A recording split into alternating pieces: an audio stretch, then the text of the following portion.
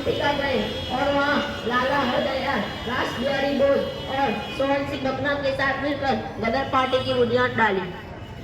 1915 में आजादी के तमाम मतवाले काबुल में जमा हुए और भारत की आजादी का ऐलान करते हुए एक आदेश हुकूमत बनाई, यानी प्रोविजनल सरकार बनाई।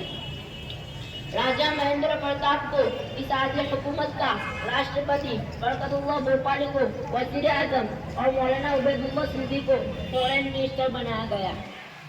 तुर्की, जर्मनी और चीन समेत कई मुल्कों ने भारत की आदेश हुकूमत को मंजूरी दी। इस तरह बरकतुल्लाह भोपाली भारत के पहले वजीर आजम बने। कौमी एकता के हामी इस वजीर आजम ने इसके बाद कई मुल्कों का दौरा किया और भारत की आज़ादी के लिए बैनुल अक़वामी माहौल बनाया। रूस के लेनिन, जर्मनी के विलियम कैसर और तुर्की के अनवर पाशा के अलावा कई चोटी के नेताओं से मुलाकात की।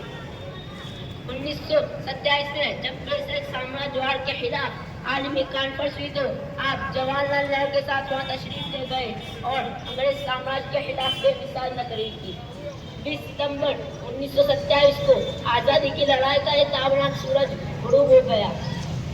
राजा महेंद्र प्रताप ने अपनी आप बीती माई लाइफ स्टोरी में बरकतुल्लाह भोपाली को सफ़े अव्वल का मुजाहिद आज़ादी करार दिया है।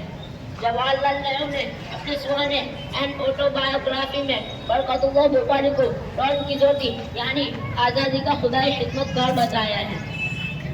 मध्य प्रदेश